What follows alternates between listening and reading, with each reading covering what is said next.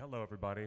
Welcome back to theonering.net. Here's our live Torn Tuesday show that we do every week, Tuesday at 5 o'clock. Would you believe it? It's another week into 2019, and things just keep getting better and better. It is officially Hobbit Week, or Tolkien Week around the world, because it is the celebration of the publication of The Hobbit, which was published on September 21st, 1937, and this anniversary of the most wonderful book that guided us all into Middle-earth for the very first time. We had never been there before. And there was Professor Tolkien opening up this beautiful green round hobbit door, and here comes Gandalf being so horrible as to take his staff and start scratching marks on the door. And here we are in Middle-earth all of a sudden with the chaos that disrupts a quiet hobbit's life when all these dwarves arrive out of nowhere. And happy Hobbit Week to all of you. We have a very special celebration. We have a very, very special guest because we just had our big weekend event there in Griffith Park. For any of you beautiful folks who are there in Southern California, you had come to see us, and lo and behold, every year, September 22nd, day after the publication anniversary, is the actual birthday of Bilbo Baggins and Frodo Baggins in the secondary world. That's their actual birthday. We celebrated with so many fans, 100 people or more. It was just beautiful. We took over Griffith Park, and ladies and gentlemen, let's cut camera now to our special guest, Kiran Shah, who is one of my favorite people in genre films. I love this man. Hello, Kiran. There's a microphone for you right here. Hi, how are you? It's so good to have you because you came to surprise the fans and just showed up at the picnic on Sunday. Yeah, it was great. I mean, I didn't plan it that way, but I saw your tweet and I thought, oh yeah, I could be there. But yeah, I'm really glad to be there and glad to be here tonight as well. So glad to have you here. For those who don't know, the fans who are gathered around the campfire every week, you guys know who Kiran Shah is. He was Elijah Wood's scale double in Lord of the Rings. He was also the Goblin Scribe. That had that funny bit, when the great goblin sends word. King. Yeah, send word to the pale orc. Okay, says Barry Humphries yelling orders at you, and your response is just like, well, yeah, let's go. it's so good. And then off he goes in the distance on this magical pulley object that Weta designed. I don't know what's going on. And then we wind back the clock even further, folks, and Jenner Brick, the character, the nefarious dwarf, in the employment of Tilda Swinton. Crane. Yes, the White Witch in Narnia, The Lion, the Witch, and the Wardrobe. And even further back, wind the clock further back, shall we? Let's go to the Wayback Machine, because my heart is with Jim Henson and the Dark Crystal at all times of day. And you, sir, were the original stunt double and photo double for all those shots of Jen running through the Valley of the Stones, Certainly. climbing across the Scottish Highlands. Yep. It was you. Yeah, and not only that, when you see the Landstriders for the first time on the movie, Really? there were 3, and I was the baby one. They I put- played the baby Landstrider. Really? Yep. No, I didn't know that. Wow. Okay, so can I ask my first question? We're going to say hello to everybody in the live chat room. This is live. You're all going to be able to participate, and we will be taking questions from the folks who are here in our audience, and also you folks that are on Facebook Live, YouTube, and Periscope, Twitter, Instagram, and all these fine places from around the world. Welcome to the live chatters. But Kiran, I've got to ask you, what was Mr. Henson like? What was Jim like? Really? He was, because him being a performer as well, as an actor or puppeteer, let's put it that way, to work with any actor who becomes a director, they are the best people to work with because they know exactly how to create their actors or performers. And Jim was no different. He was always smiling, he was always happy, he would talk to everyone. He was wonderful to work with. And I heard his daughter say that he felt it was a privilege to be able to work in an art form and to be working in artistry and to have the privilege to be paid to be an artist, to do what he loved doing in that art form. Yep. Yeah, I can see it written all over his work. Yeah, exactly, because I mean, if you look at the Brian Froud's artwork and everything, all the designs, they are really fantastic. What he did, what I done with the new Dark Crystal as well. Yeah. Yeah. Oh yeah, his work has come back to life in Yeah. a big way with the Big new wagon, series. yeah. Isn't it amazing? And yet they didn't have a chance to use you. You were telling me about this at the picnic. What happened with Age of Resistance? What happened because I was too small this time round. I think the smallest height they went with was 4'9". Yeah. So I'm only about 4'2" or 4'1". So yeah, I was small. Odd. A height Odd. requirement for Gelfling stunt performers. Yep. That's odd. Oh, File yeah. that under irony somehow. I don't know. Somehow. I don't know. But that's amazing. But you've been busy anyways. You just finished working on episode 9, The Rise of Skywalker. Yep. Okay. Yep, I did. And you signed a 12-page non-disclosure agreement. Yeah, certainly right? I cannot talk anything else about that, apart from saying yes. Dude, you see, now this is where we leave it. Ladies and gentlemen, we're going to pause. All right, those who are listening at home on the podcast, hit pause, get some tea from the fridge, get yourself a glass of iced tea, come back, hit pause again, we'll come back to the podcast. Okay, and then just pretend we talked about Star Wars for 10 minutes, okay? Anyways, now that we're back, you've got your tea. Now, I wish I could say that I'm completely thrilled with Star Wars, but I find myself being one of those persons who can't, because I'm afraid that sometimes I'm going to get my head bitten off by someone who disliked The Last Jedi so much. I mean, I am one of those most contented fans. I don't have a single complaint about what happened with Rian Johnson and his choices in The Last Jedi and what's happening with the final trilogy of the Yeah, Skywalker world. certainly. Now, you and I could probably talk about this in a much bigger sense, in a broader sense. I mean, You know. the thing is, because I don't know what the idea was or whatever the politics been going on between fans and Ryan. Right. Right. But we could move on with the different stories and whatever. We can't just stick to whatever is happening. Yeah. So I think basically that was the factor, I think. Yeah, I understand that. It's just so funny because, I wonder with bated breath what it's going to be like, how the story is going to close in this 9th and final chapter. But, it's somehow it's sometimes different to be in this atmosphere of some fandoms who have energized themselves in a good way. And they're still, kind of comfortable. And there's some fandoms that sometimes have a different population who are, trying to, I don't know what it's like. It's like you can't get into the same sandbox and play with the same toys with the same kids sometimes. I just wish it wouldn't be that way, but, regrettable. But anyways, now, before I go wah-wah and bring down the whole show, hey, high fives from everybody here in the live audience. Sean in our YouTube channel says, can you even say the name of the character whom you play in the new Star Wars film? I cannot talk about the new one No. that's going to come out. But in the past, like in The Force Awakens, I was playing Tito. Yes. Then in Rogue One, I was early monster.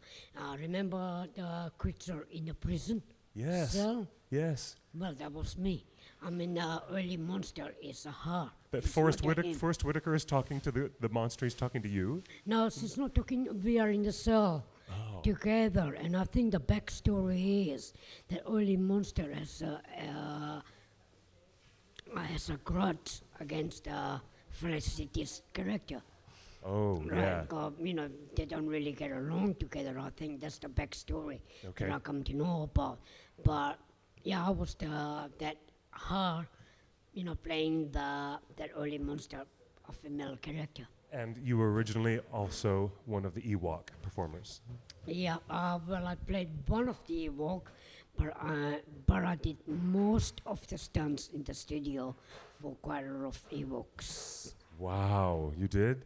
Wow, you have quite. This is golden. Like, wow, you've had your fingers in every pie.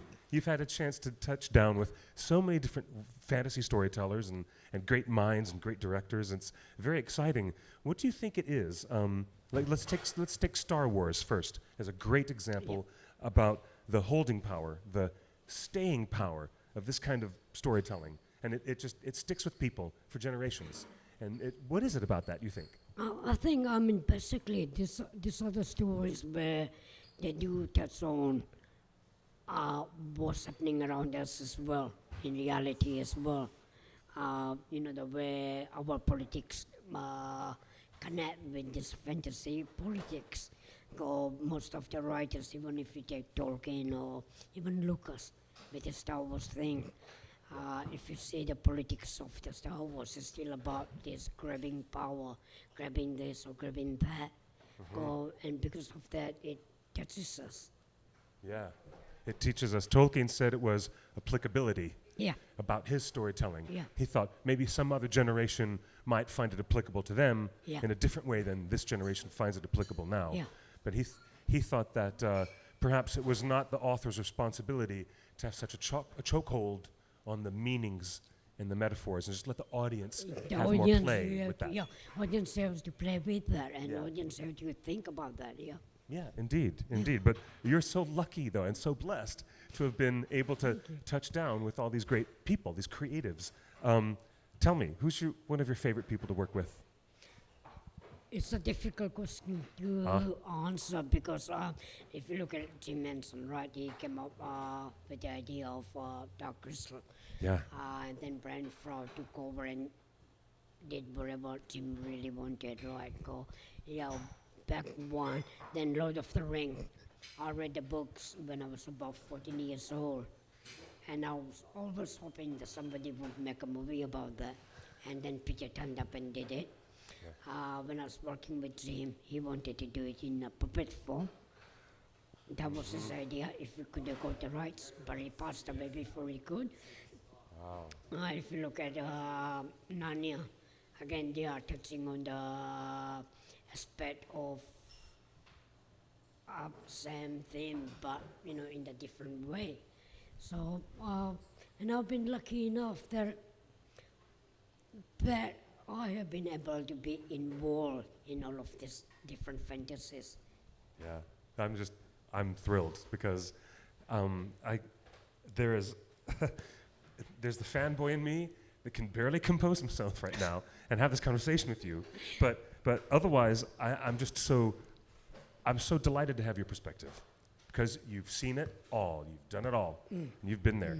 You've seen it when things got really weird and really difficult, like all the things that we only found out about as fans later on watching Michael Pellerin's behind-the-scenes documentaries and finding out when things got flooded down in Queenstown or when things, were difficult trying to get helicopters to get things up to the top of Not only that, we were flooded out in the Yeah. Queenstown on Lord of the Rings. If people, that winter in, it was summertime and the rains were very heavy.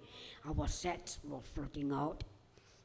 Really? That happened, we were like trying to get onto the location was really difficult when that happened. And then I remember the first time I went on location with Lord of the Rings, and I was working with the first unit, and suddenly Barry got a call from the second unit going, can we get Kiran at the other end of the South Island? At the bottom end of the South Island, they were going, no, we can't. There's no way we can get him there in time. You'll have to wait. And the next day when I came in, there was a helicopter there. And literally for a few days, I used that helicopter from going from one unit to another unit to another unit in a day. Wow. Wow. That's insane. I can't imagine. They make me nervous. Helicopters I don't know, even riding horses makes me nervous. I don't know, but you guys were asked to do above and beyond what most actors are asked to do, and especially the stunt crew.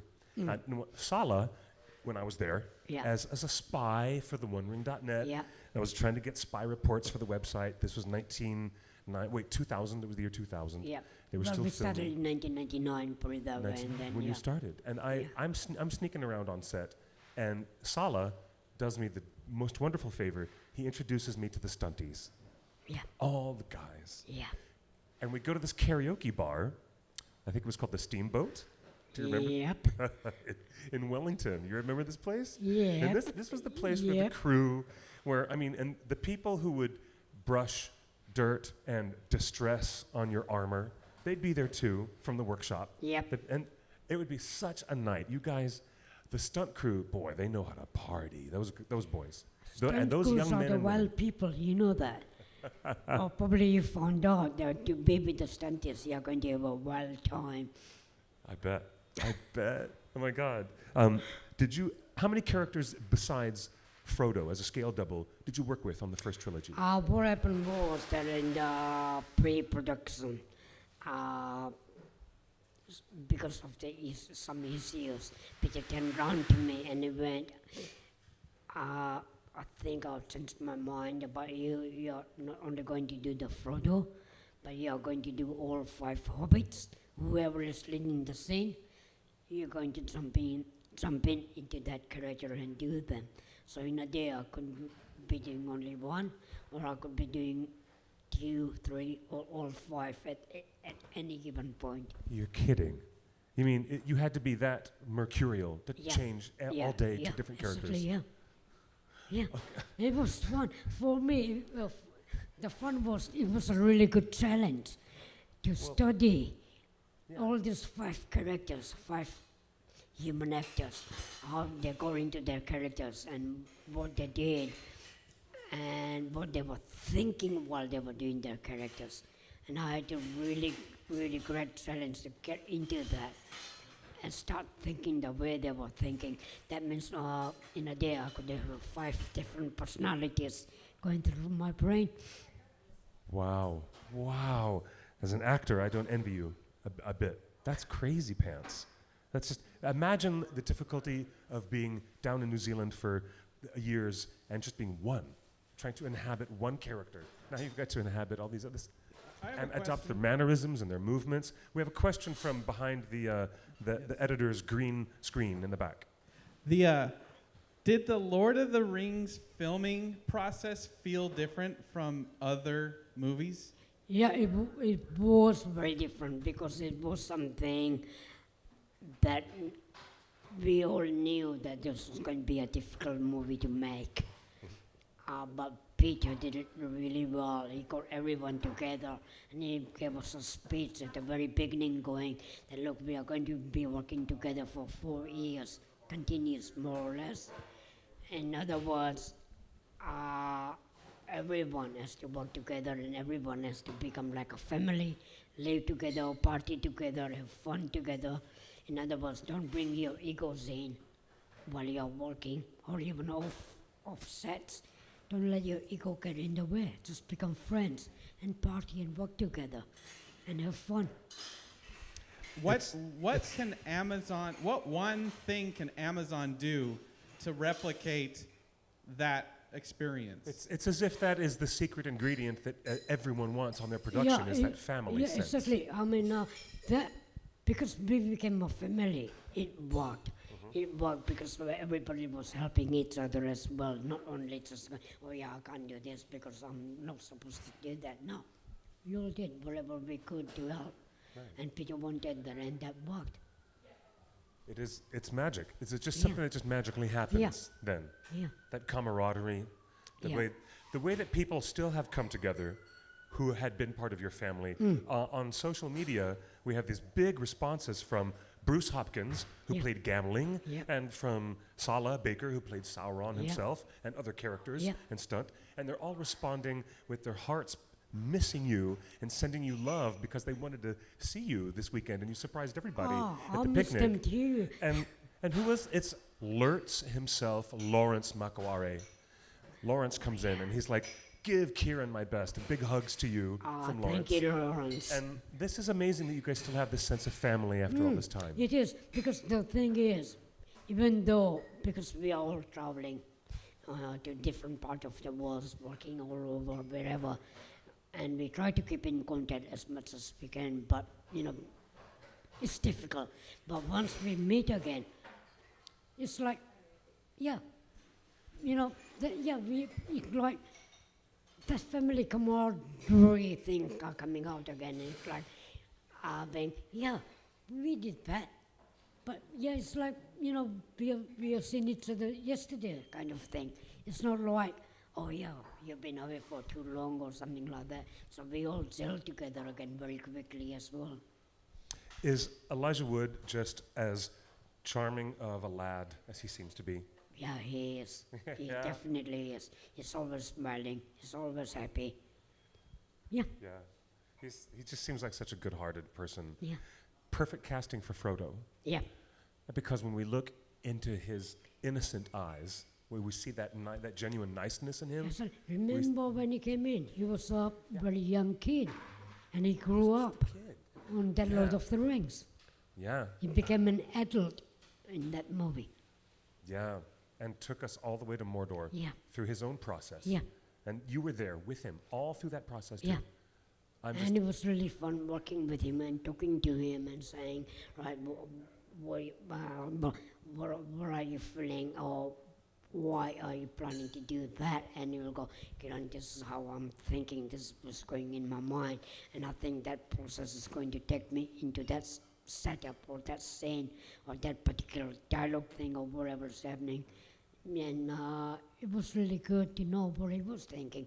That means that for me, that it became that much easier to get into his character. And all of the hobbits, they all did that same thing to me. We would talk to each other and say, right, this is what we are feeling and this is what we want you to do. And I used to study the monitors and just look at the character that I was supposed to do and see what are they doing, what mannerisms are coming out, body language is coming out, and all of that. And God would try to replicate whatever they were trying to do. Indeed. Now, let's thinking about some of these directors that we know that have switched gears. Peter Jackson used to be zombie splattermeister. Yep. He had lawnmowers in his movies, Yep. splattering zombies Flattering into bloody things, bits. right? We wouldn't have expected him to take up the Tolkien world Nor did I. and at all. And then another good example, I think, is Andrew Adamson, who Yep. is an animation director. He went right from Shrek to doing Narnia. Narnia, yeah. And first movie. Yeah, first human movie for him, put it that way. Yes. What was it like working with Andrew? Because I really like his stamp that he put on Prince Caspian and on Lion and Witch in the Wardrobe. I really liked it a lot. Yeah, Andrew is a very, very calm person. I never seen a director that calm. He's really calm, laid back. He had a long hair at the time, looked like a hippie, but it was really wonderful to work with. He was great. I wanted to go darker on that movie, but he wouldn't let me. Really? Yeah, I really wanted to, Brick was going to go, I wanted Brick to be very, very dark. Really? And Like Andrew lethal? You were pulled me already back. lethal. Yeah, but he was pulling me back, even you can't go that far, That's it. Oh my gosh. That is so fun. But imagine, like, how dark could they take it? Actually, in Lion, the Witch, and the Wardrobe, when Aslan dies, that gets pretty dark. Yeah, And I know that- kids were running out of the theater crying. Yeah. But hey, that's what we love. We love that story so Exactly, much. that was the thing. I mean, at that point, I was really evil when I was chopping his mane off. Yeah. I'm like, I'm glad And we're that friends. was like, yeah, exactly. And something that was really dark about that even on the set, you can feel that energy of darkness coming over. Wow. What's it like working with Tilda Swinton? Tilda was a wonderful person to work with. She was really great, very friendly. Again, I've been lucky that most of the actors I work with have turned out to be very friendly. Yes. And Tilda was that. We used to hang out together off set as well quite a lot. Tilda, Skanda, we used to hang about, together quite a lot. Really? With Howard and Tammy Lane and all of us used to hang out together a lot. I can't imagine Tilda pulling back from that energy. Oh Of being yes, this it's totally different from Really what different. she played. Yeah? Oh my gosh, she's amazing though, isn't Yeah, she? That is she so cool. is. Let's see. What we have here, we have some more live chat questions. Is Kiran in Los Angeles working on something or attending meetings? Now, I just came here to hook up with my cousin. Oh, hey, my hey, cousin no, here, wait. who works in animation anyway. Hold in on. LA. Let's say hi. This is Prius. Hi, I'm Priyas. How you doing? Oh, thank you. Hi everyone. I have no idea what's going on here. I'm just the chauffeur, and he told me you have to show up and sit in this chair, so that's what I'm doing right now, basically. No, I love Kiran. He's the reason I'm in the film and animation business. I'm in the animation business myself. He's the reason I worked at Jim Henson's Creature Shop for a few years while I was in London as well. And now he's come to visit, and I'm going to try and show him DreamWorks at some point, so we'll see. Yeah. Yeah, we'll see. Yep. Yeah, so I'm on a vacation here at the moment. Okay. See, people are curious about what your upcoming projects are. I think that's where that's leading to. What's Is there that? anything else that you can't tell us a single thing about working with J.J. Abrams or anything at No, all? Nothing Okay. at all. Damn, I tried again, Nothing folks. at I all. tried again. Yeah, no. You do not. I have all the spoilers. You can ask me anytime, though. Oh, okay. And I'll get killed.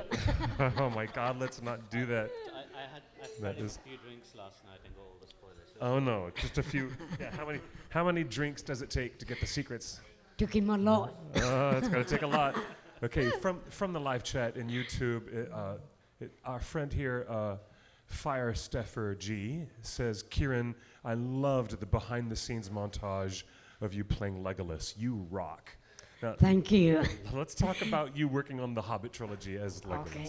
Let's talk a little about that. What was that like? Oh, that was really good fun again, and again to reunite with the same crew, different actors. But then Elijah was there, Orlando was there, Yes. Kate Blanchett was there, and quite a few. Hugo was there. It was really good to meet the whole family as well, and then create a new family with the new cast. It was really good fun to work with them over there. Jed Brophy was there as well, playing a good character of Nori, I think. Mm-hmm. Yeah. Right. So it was really good to get back into that family atmosphere again. Did Tell them about how Vigo used to cook for you. About how what? Viggo Mortensen used to cook for him. Oh, how did Vigo used to cook for you? Because when I was on Lord of the Rings, I couldn't cook, and being there, I used to throw dinner parties, and I would invite Vigo, Orlando, Elijah, everyone. And one of the things was that if they do come, they would have to cook for me. Oh, Because they used to cook for me. oh, how sweet. Yeah. Really? Yep. Like home-cooked meals? Yep. I have a question. That's so cute. How important was Vigo as a leader for the cast? He was really brilliant. When he came over, his energy was so very different, very friendly. He had no ego. He still hasn't got an ego. He just held everybody together really well. He threw a lot of parties as well, and everybody was there. It was really fun to work with. Especially him and myself used to muck about a lot on set. He would come and take, once he found out on his first filming day that I was a stuntman, and he went, right, that's it, I'm going to have fun with you. Because remember when in the pre-bar, he had to pick up Frodo and throw him in the room? Yes. And instead of throwing me, he just, put me down. And Peter didn't bother, and I went, we go here to throw me. On the second take, he just pushed me in a little bit, but, nothing more than that. And Peter went, need more than that, and I went, throw me. On the third take, he threw me a little bit, and I went, we go. Hit me on my chest. And he goes, why? And I went, hit me. And he did. And he felt my pads. And I went, I'm padded up. I'm a stuntman. I've been in stunts for so many years, so you can throw me and I'll be fine. He was You know- being so fragile with you. yeah, He didn't so know. he thought he didn't know me at that time. And then what he did, in the last take, he literally threw me, and I was off the set. And Peter was laughing his head off. He just went, yeah, that's it, I'll buy that. And that's how we gelled really well. And after that, we used to have fun. That is hilarious. Yeah. Who Oh my played God, that is who played hilarious. Gimli when Gimli gets tossed at Helm's Deep? Well, Gimli was thrown Red Davis, and his double was Brett. Yeah, but yeah, they worked together really well. So Vigo tossed everybody. Yeah, we go toast everyone. Anybody you could get hold of, yes. Here's a good question from our live chat. Would Kiran ever like to play a role not under a mask or makeup, but just as yourself? I've done it. You've done it? Yeah, I've Yeah. done it in Legend when I take my helmet off. Of course. You and can see my face, blunder. remember that. Break. You can make that is me out. I had a prosthetic, but it wasn't that big prosthetic. Only a nose piece. Yeah. I'm going to make my nose a little bit wider, and then covered up in beard. And that, But yeah, that's it. But and then facial again, hair. that was in with my face. I've done few things like that in movies with my own face as well. yeah. So yeah, I don't mind because I love working with masks. That's my background as well. Yeah. I wanted to ask about working with Ridley Scott. He's notorious for, like, even when you talk to the people who worked on Gladiator, you know, Russell was like, this guy knows how he wants every single tiny thing, almost Kubrickian in his Yeah. meticulous Yeah. exactitude. Yeah. Is that true? Yeah, That that Mr. is Ridley true. Scott was like very careful about everything. Very. Because remember, he came from the art department right. originally, and he's got an eye for the details. He really goes after it, and he will have it. Yeah. And people are happy to do it because then he knows what he wants. He's got a movie in his mind already. Yeah. Like Peter. Peter does the same thing. You know, he's got a movie in his mind already. I love Legend, by the way. I just love that. I love that movie. And I try to tell everybody around me to like watch the European cut with the original Jerry Goldsmith music, right? Not the There was two different music, if you remember. completely different Yeah, music and different exactly, cuts yeah. of the film. Yeah. The European cut of that film is the way to go. It's extraordinary. It's really an extraordinary There's a film. question from the chat room. Yeah. Can you talk about the boat flipping over with Vigo, and could he really not swim? Yes. Did you save Vigo? Yeah, I told Vigo that I don't even take showers. I don't know why I said that, but I did. But the thing was that we were in the mask. PK and myself were in the mask. PK here was Sam's scale double. And because I was looking after PK as well, and the idea was that being a stuntman, I can handle that. But this other little guy, I don't want him to be in the water. So I had to tell Vigo nicely, yeah, would you stop doing that? Oh, that's funny. That's so funny.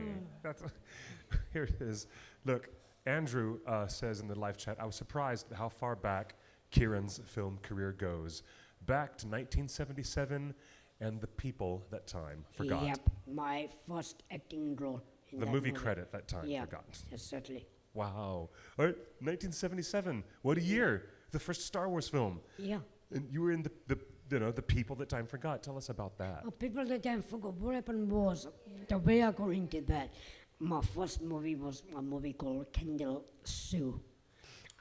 With David Niven. Jodie Foster was only about 12, I think, on that movie. Helen Hayes was in that movie, and I was standing in for a Japanese girl playing a Chinese character, well, Anglo-Japanese, playing a Chinese character, and I was only standing in. And while I was in that movie, I got spotted by the late Bob Anderson, a stunt coordinator, a legend in himself. And that's how my stunt career started. But at Pinewood, on that movie, John Dark, who produced that movie, came up to me one day and he went, "Young man, I'm doing a movie where I need a little guy. Would you come and see my director called Kevin O'Connor?" I went, "Yeah, as soon as I got time, I'll come up there. Where is your office?" And he told me where his office was in Pinewood. I went and saw them, had an interview about a character called Bolam. Yeah, Bolam. And it was non-speaking character, kind of good to start with. And had an interview with them, saw them about the moment, probably how Bolam would move, and see what happens. And they went, "Yeah, fine." And next day, Chanda came to me and went, "You're in. We like you and we want you to be in the part of the movie." And when I read the script, and the Bolam dies, falling into a volcano after his master, and I demanded to John Dark that I want to do the stunt, and he wouldn't let me do it, and I kept pestering him, and eventually he agreed, and Vic Armstrong was the coordinator, and Vic John turned around to him and said, "Can you teach Kiran how to do high falls?" So I learned how to do high falls from Vic Armstrong. But that was my first acting movie, yeah. And a high fall is a term for coming off, I mean, with From the quite a high. It could be Yes. 7 feet, it could be 10 feet, it could be 50 feet, it could be 100 feet, Oh, okay. whatever, yeah. But anything usually like, Above 10 feet is high above, fall. above 10 feet or more. Wow. Okay. Wow, that is legend. You are a legend. You are legendary, like in the volcano and everything. Yeah. That's so Volcano legendary. was in studio made volcano, not the real one. And I think it was only about 22 feet high, something like that. Someone in the chat room had asked if you could play a character in the Marvel Cinematic Universe and step into that magical world. Yeah. Is there a character you might like to play? Something you'd like to do in that world? I would love to do something on that if there's something to do there. I don't know if there are any small characters in. Sorry, there's an English movie, comic called Dan Dare. And there's a character in Dan Dare, he's an evil character, and he's small in height. I'd love to play him. If Right. anybody wants to make Dan Dare, let me know. Okay, that sounds good. Hear that? A call to arms, folks. And well, instead of Marvel, I'm a DC child. I'm Yeah. a DC fan. I would love to do anything for Marvel. I would love to see you play Mixelplick. Really? Be so fan. Yes, everybody? Anybody? Oh my God. Wow. There's actual applause. Okay. All right. Brilliant. You have to learn how to say your name backwards and send you back to your dimension. Well, brilliant. Oh, that Yes. would be good. God, That it would be It good. would be so groovy. Yeah. It would be so cool. Guys, Warner Brothers? Okay. And by the way, release the Snyder Cut. By the way, while we're at it, we'll say that too. Okay, now let's grab another live chat here. Let's see, this is amazing. Can Kiran talk a wee bit about doing the Chronicles of Narnia? Did they ever give you a phone call to come back for Voyage of the Dawn Treader? Or No, for any of the others? No? No, because my character died Yeah? in the first movie. That's it. And I said, because now you can't come back as another dwarf. Yeah, but Because- you could have been some other character. Yeah. There aren't that many. I mean, there are a lot of characters, but I don't think they will Yeah. get me back in there. Do we have any idea why Ben Barnes changed his accent? No idea. He lost his entire Caspian accent. From Prince Caspian to Voyage of the Dawn Treader, he lost his accent entirely. Really? Entirely. Oh, wow. Don't even know what happened. No, So I had funny. no idea about that. I don't know. I was just curious. So now, the Narnia connection brings us probably full circle to Amazon Studios' new approach to J.R.R. Tolkien. Because Eustace, the young cousin of the Pevensies, Eustace in Voyage of the Dawn Treader was played by Will Poulter. Yep. And now he just got cast in this big announcement Yep. as some quote-unquote lead character Yep. now in the new Amazon series. We would love to see you involved in this new Amazon series. We would love to see you doing something fun. There's so many possibilities. They're going into the second age of Middle-earth. Yeah. Are you excited about this? Like, our fandom is abuzz with excitement about Yes, all I this. am excited about it, but like everybody else, I'm waiting if they call me. They should. What's Yeah. wrong? Amazon Studios, I know you're watching. Here is Kiran Shah, okay? His Twitter handle is right there. We've tweeted it out. Like little Kiran Shah, right? Is that it? That's Yep. it. You guys follow him on Twitter, LOTR on Prime. Hit click and hit follow. Talk to this man. Thank you. I'm done. Okay. And by the way, I've got a bridge to sell you too while you're at it. No, I'm just kidding. No, it's just because it doesn't seem to stop. You are a veteran of so many fantasy worlds and science fiction secondary worlds, so many grand places of our imagination, and yet still you're stepping forward to get into more roles, more surprises, and I would not be the least bit surprised that there's all kinds of fun stuff you can do back in Middle Earth. Well, I mean, We'd remember, love to have you. yeah, certainly the fantasy world is never going to stop. Yeah. New things are going to come out, new fantasies are going to come out. It's an endless ideas out there. As long as my body will let me do what I want to do, I'll be happy to carry on working till the day I drop dead. Did you work directly with Will Poulter on Narnia? No, that was the No, third film. that was a different movie. Okay. I was only on the line which in the wardrobe. No, that was years later. Now here we go. Back to the live chat. You guys have more questions? Spoilers. Hello. A lot of these spoilers have been out since 1937, so I don't know what's being spoiled. Hey, Kiran. All right, here it is. Kiran, seriously, this was asked twice by people in the live chat. What is your favorite scene from the original trilogy that you were in? Which one? The- Lord of the Rings. Yeah, Fellowship, Two Towers, and Return of the King. What's your favorite scene in that trilogy you were in? There are so many, lot of really, really good Sophie's scenes. choice. I You have to had choose your I had baby. to think, hold on. What was the one? I mean, the favorite one has been with Vigo, especially the one about him throwing me and really throwing me, off the set was really good one. That's And then that's the again, best. remember when in the Mura Mines, Yes. the pillars are going down, Yeah. and he had to throw me again. Yes. Yeah, that was really good one because we were laughing about it when we did it, and then literally threw me really hard again. And he went, "Got you again." Yeah, that Mines of Moria sequence was shown to people at the film festival at Cannes, the Cannes Right. International Film Festival, way before the actual release of Fellowship of the Ring, and it drove the internet nuts. It drove the world of film journalism nuts. Yeah. Because there was Peter giving away the prize, giving away this Yeah, exactly. 13 or 14-minute huge action sequence. And you remember the response from Cannes when the buzz came out from that. Remember when that happened? Yeah, yeah. It was the first time we'd Yeah. gone into it. Yeah, certainly. I mean, at that time, people had no idea what to expect from Peter. Right? Remember? They were expecting Because- lawnmowers and zombies. Yeah, exactly. And he surprised everyone with what he can do.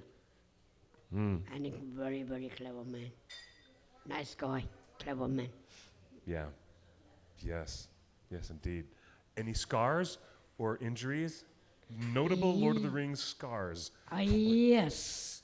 On the first injury on Lord of the Rings was on Weathertop.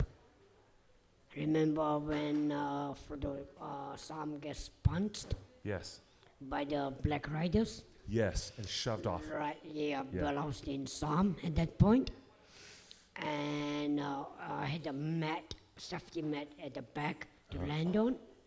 And that's where the steady camera was there with the operator, cameraman. He moved away exactly at the right time and I could land. And in one of the take, he didn't move and I saw the camera. I went, he hasn't moved. And I crashed onto camera, opened up my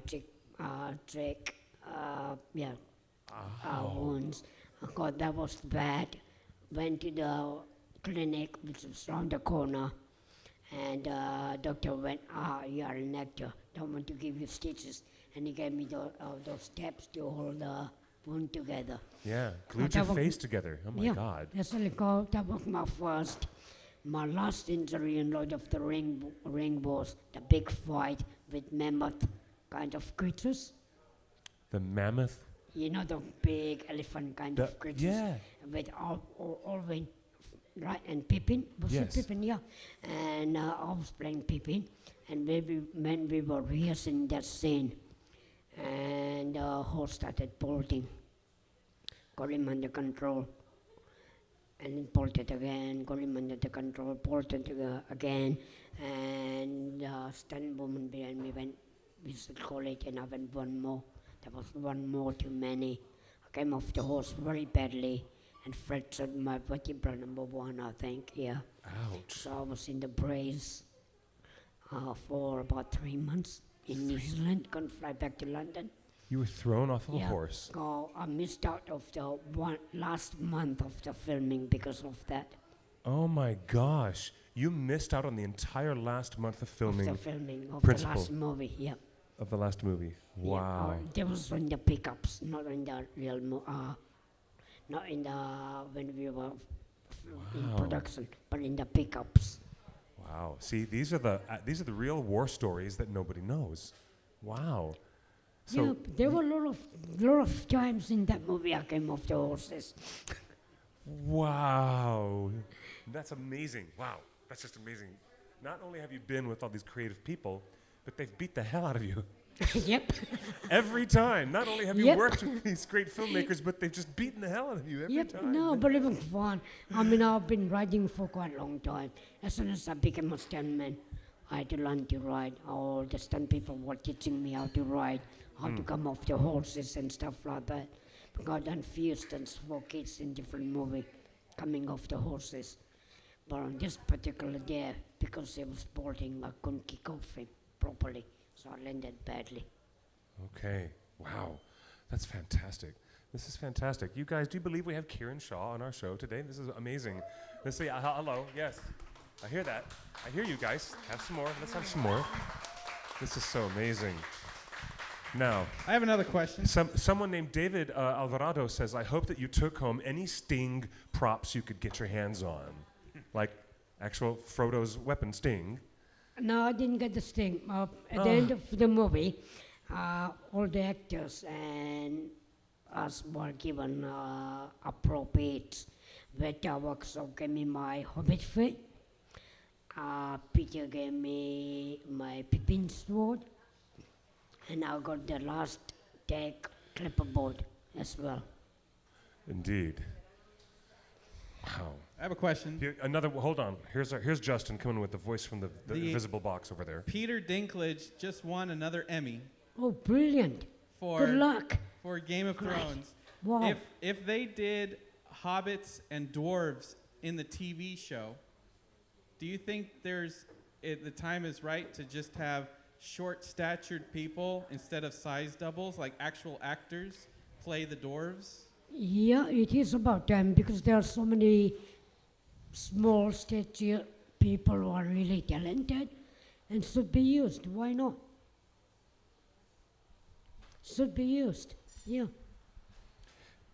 Is it a concern that that the New Zealand government is making these, sometimes weird approaches to not letting their film workers unionize, but saying that they are going to allow the crews to actually represent themselves in a certain way, but not fully formally make a union?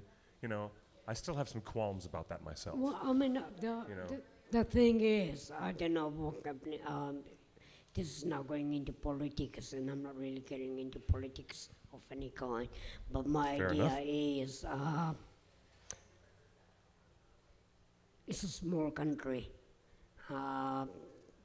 Whenever a big movie goes in there, the whole crew is there. And if the second movie goes in, they have to find the crew. Even in the first movie, whether it's American movie or English movie or whatever, they have to bring their own crew there as well. And Yeah. I think everyone is treated same then. Yeah, indeed. How about you, sir?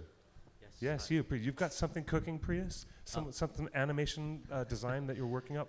Cooking Sure. up? I mean, I've been working at DreamWorks Animation for the past 10 years now. Say that again, I'm sorry? I've been working at DreamWorks Animation for the Oh, past 10 yeah. years. DreamWorks Animation has been quite busy of late. Yes, I worked Yes. I worked from the first How to Train Your Dragon and all the way to the last How to Train Your Dragon. I was Wow. lucky enough to work with Roger Deakins directly on all the How to Train Your Dragon movies. That's fantastic. Yeah, well, I've really enjoyed the Dragon, How to Yeah. Train Your Dragon movies. They've been great. That's really great. fun stuff. And I just finished up Abominable a few years ago, and a couple of months ago, and I'm actually working on a movie called Croods 2. I actually worked on the first one as well, Croods 1, but now I'm working on the second one, Croods 2. So Nice. yeah, Isn't Abominable out in the theaters right now? it's coming out on Friday, I believe. Yeah, It's actually coming. His next big Your film, timing ladies and is great. gentlemen, is released. It's Abominable. right. It's funny that Leica Studios also did an animated film about a Yeti That's right. and yeah. befriending one and trying to help take him home. Right, And now you guys When repositioned your films in the animated marketplace at very different times. when the buses come, they all come at the same time. right?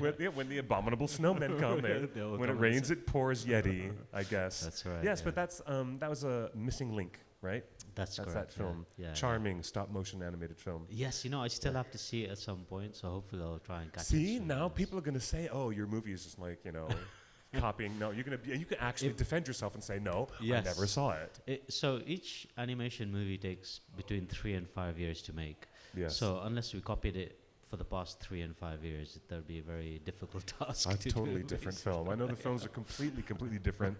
I'm Yeah. really looking forward to Abominable. Thank you. The fuzzy posters that's in every movie theater around the country, they're like fur-covered posters. They're really Yes. fun.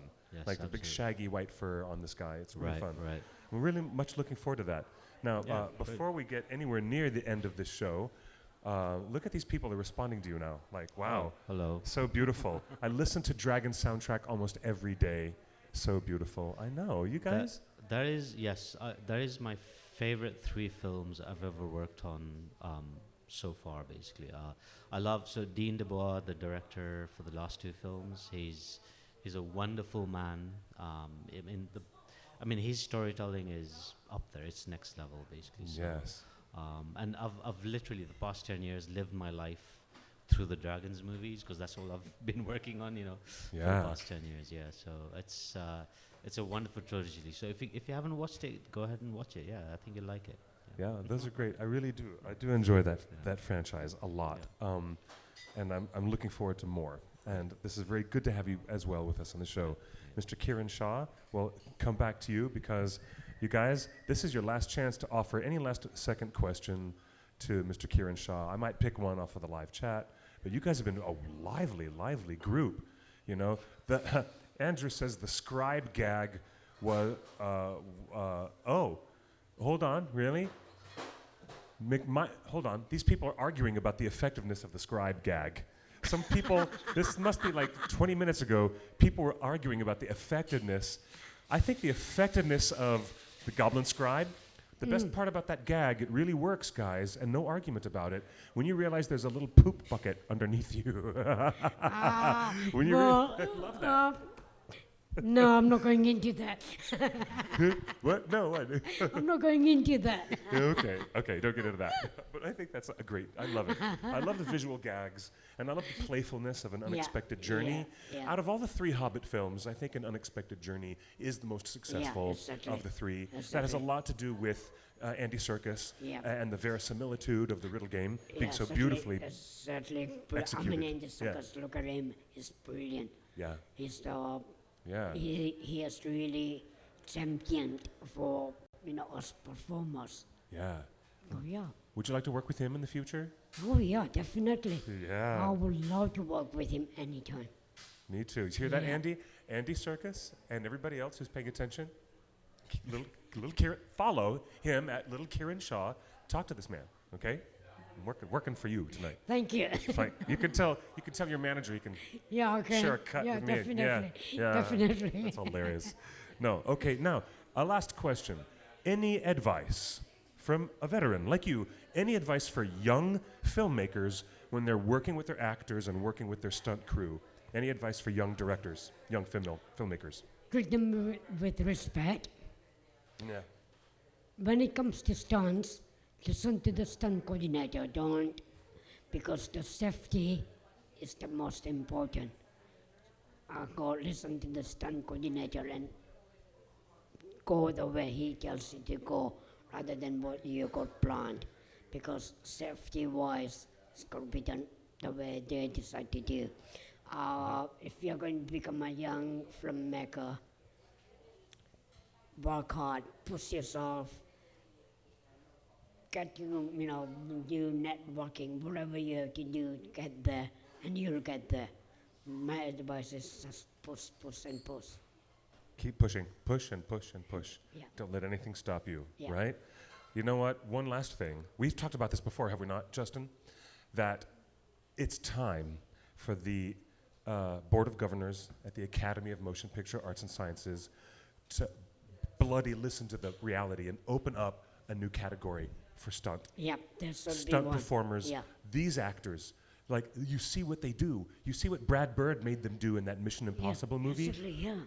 Absolutely, I mean, it's like, when I started in 70s, yeah, there used to be in BAFTA, there used to be a category for the stunt performer, Right. and stunt coordinator, and I think it should come back because the stunts are the most important part of the movies, Yes. and I think the stunt people are the unsung heroes of the movies. Still unsung heroes of the movie. Yeah. They deserve this. A little acknowledgement goes a long Yeah, way. yeah. But they actually do deserve the big acknowledgement with the exactly. other actors and actresses Yeah. because you guys are out there in the rain machines, sliding down the hillsides, breaking your backs when you fall off these horses. You guys have been doing this Yeah. all this time. Yeah. And not once has the Academy made a move to acknowledge what you guys do. So again, let that conversation continue in the fandom, in our Yeah, airwaves, exactly. and it's really fantastic. And by the way, I want to say thank you to all of our live chatters from Twitter, Twatter, Facebook, Twatterbook, and the Bookface, and YouTube, and the BoobTube, and everybody else on Periscope and Mermaid Vision. Thanks for joining us on our lovely show. And to our live audience, this group, welcome. Welcome to Scum and Villainy Cantina. Thank you guys for being here with us on the OneRing.net for Torn Tuesday. And to you guys, it is a pleasure. Thank you for inviting me. Yes, thank you for coming, sir. My Kiran pleasure. Shah, Thank ladies and you. gentlemen, Kiran Shah, let's have a round of applause for this man. I think a lot of people will walk away from this show watching some of your performances in old movies, and they'll never watch some of those scenes the same way again. No, With Vigo definitely. throwing you off the Yes, side of the screen, absolutely. and just imagining things. You guys, Yeah. it's real. It's wonderful. We are a great fandom, and we have such a great family. After all these years, thank you for still being part of our little. Absolutely. I'm happy community. to be, like I said, I will be around for a long time, I hope. You're welcome anytime, brother. You're welcome anytime. Thank you. Amazon, put him in your new series. Send him to Auckland. Get Kiran Shah in your new Second Age of Middle Earth. Please, there's got to be something going on here. Do it. And now, I say to everybody else, thank you very much, everybody, and thank you to the hardworking staff of Scum and Villainy. Thank you, guys. Thank you, JC. We appreciate being hosted here. We are the OneRing.net, forged by and for the fans of J.R.R. Tolkien. For 20 years, your one-stop web portal for all things J.R.R. Tolkien. Stick with us. Future announcements and news coming here, and every Tuesday at 5 o'clock, I'll be here with more conversations in the world of Tolkien. Until then, buenas noches y buena suerte. Good night and good luck. Thank you.